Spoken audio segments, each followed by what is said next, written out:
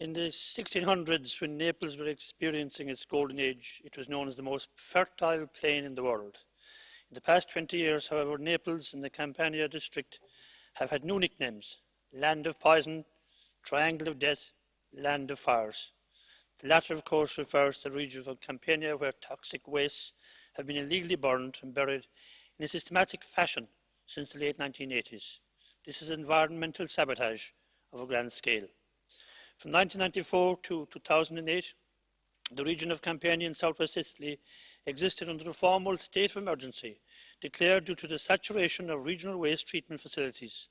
There is growing evidence, including from the World Health Organization, that the accumulation of waste, illegal and legal, urban and industrial, has contaminated soil, water and air with a range of toxic pollutants, including dioxins.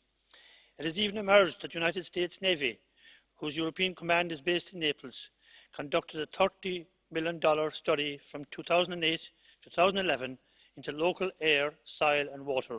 They found unacceptable health risks and advised their personnel accordingly.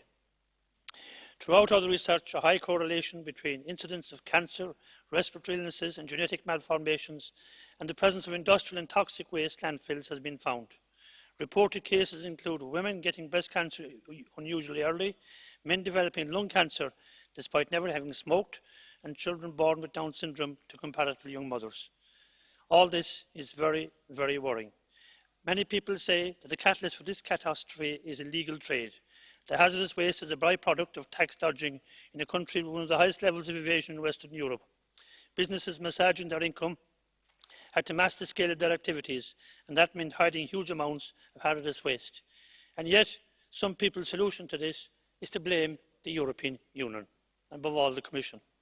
Now, there's a phrase which says, where there's a will, there's a way. But you could also say, where there is no political will, there's undue delay. The Commissioner and Vella has pointed out the efforts they've made to help.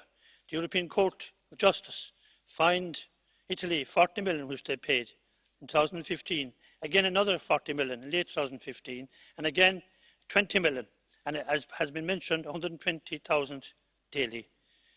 But all the fines in the world won't solve the problem unless there's a real genuine effort and political will to do so. The Commission are prepared to give 172 million, but they can only act within the treaties and the powers given to them. So I think there is need for fresh thinking here, for cooperation, so that the Land of Fires can once again become the most fertile plain in the world and a great place to live.